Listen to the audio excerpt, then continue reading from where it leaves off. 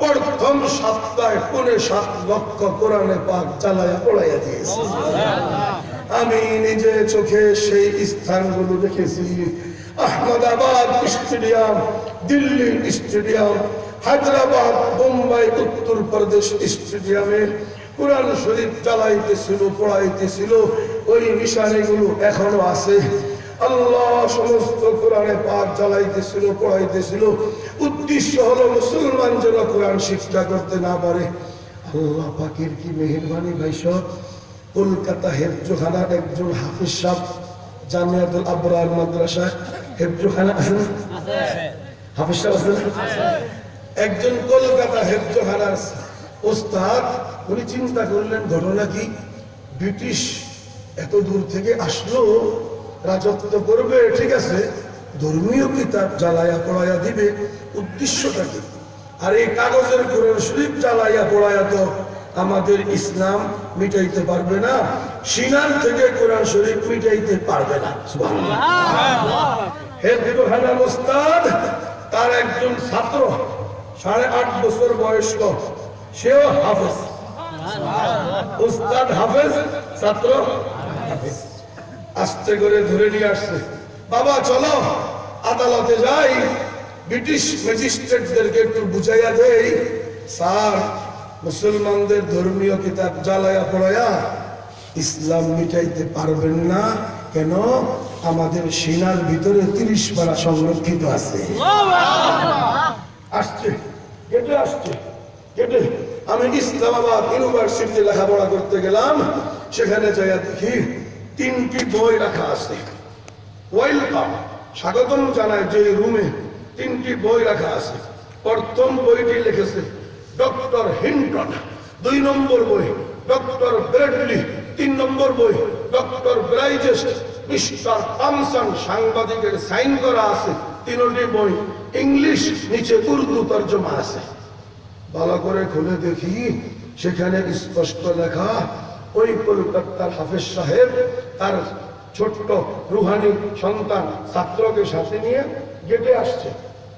আদালতে ম্যাজিস্ট্রেট বসা, তারা অর্ডার দিতেছে হিন্দুস্তানের কোরআন শরীফ সব জ্বালায়া পড়ায়া দাও। হাফেজ সাহেব আসছে, আয়সা বলে, পুলিশ আমাকে একটু ভিতরে যাইতে দিবেন? কেন? আমি ম্যাজিস্ট্রেটকে বুঝাইয়া দিব যে কাগজের কোরআন শরীফ জ্বালায়া পড়ায়া তোমাদের কোনো উদ্দেশ্য লাভ হবে না। পুলিশ বলে, না, অনুমতি নাই, অনুমতি নাই, ভিতরে যাইতে পারবা না, অনুমতি নাই। পুলিশ বিভিন্ন কাজে লিপ্ত ছিল। কোরআন হেফজোখানার শিক্ষক হাফেজ সাহেব ফাঁক পায়া এক দৌড়ে আদালতে ম্যাজিস্ট্রেটের সামনে পৌঁছে গেছে। আয়েশা ম্যাজিস্ট্রেটকে বলল, ম্যাজিস্ট্রেট, আমি আল্লাহর কোরআনের হাফেজ, কোরআনের শিক্ষক, তুমি যে কোরআন শরীফ জ্বালাইতেছো, পড়াইতেছো, আমার কাছে মনে হয় তুমি জমিনের উপরে সবচেয়ে বড় গাধা। বলুন, সারা পৃথিবীর সবচেয়ে বড় ম্যাজিস্ট্রেটের সামনে যদি কেউ গাধা বলে, ফাঁসি ছাড়া আর কিছু আছে? যখন বলল ম্যাজিস্ট্রেটকে গাধা, ম্যাজিস্ট্রেট মুস্কি হাসি দিয়া বলে, মৌলভীজি কিউ মাই গাধা হুম? হুজুর আমি গাধা কেন?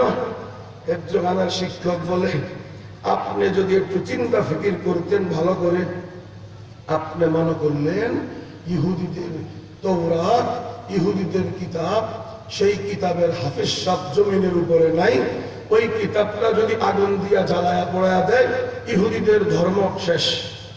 ঠিক নেই? ধর্মীয় কিতাব যদি না থাকে আপনি বিধান পাবেন কোথায়? ঠিক নেই? আপনি মনে করলেন খ্রিস্টানদের বাইবেল, ইঞ্জিল, বাইবেল জ্বালায়া পড়ায়া দিলে সব শেষ। কেন? ওই বাইবেলের হাফেজ সাহেব দুনিয়াতে নাই, ধর্ম শেষ। আপনি তো মনে করলেন মূর্তি পূজারীদের গীতা জ্বালায়া পড়ায়া দাও, হাফেজ সাহেব নাই, শেষ। আপনি তো মনে করলেন অন্য অন্য কিতাবের মতো সব জ্বালায়া পড়ায়া দিবেন, শেষ। ম্যাজিস্ট্রেট শুনে রাখো, হিন্দুস্তানে তুমি 7 লক্ষ কোরআন শরীফ জ্বালায়া পড়ায়া উদ্দেশ্য কি অর্জন করবা? হিন্দুস্তানের গলিতে গলিতে মাদ্রাসা আছে, ওই মাদ্রাসা শাহ ওলিউল্লাহ মুহাদ্দিস দেহলভির মাদ্রাসা মাদ্রাসা আছে শাহ আব্দুল আজিজ মুহাদ্দিস দিহলুবির মাদ্রাসা আছে শাহ আব্দুল কাদের শাহ রফিউদ্দিনের মাদ্রাসা আছে সৈয়দ আহমদ বেরলভীর মাদ্রাসা শাহ ইসমাইল শহীদের মাদ্রাসা প্রতি মাদ্রাসায় হেফজখানা আছে। তো হিন্দুস্তানের শহরে শহরে 30 পারা কোরআনের হাফেজ একজন নয়, দুইজন নয়, বিলিয়ন বিলিয়ন কোরআনের হাফেজ আছে। কাগজের কোরআন শরীফ জ্বালাইলে লাভ হবে না। যদি বিশ্বাস না হয় আমার শিশু বাচ্চাটা 8.5 বছর বয়স স্টেজে দাঁড়া করাইয়া দাও, তাকে বলো শুরু থেকে শেষ পর্যন্ত ভুল হবে না, 30 পারা শুনে আনবে। বলার সাথে সাথে ম্যাজিস্ট্রেট ডক্টর হিন্টনের হাত থেকে কলম কাঁপতে কাঁপতে জমিনে পড়ে যায়। আদালত ডিসমিস। সুবহানাল্লাহ, আমার কাছে সুবহানাল্লাহ। আদালত ডিসমিস। মিস্টার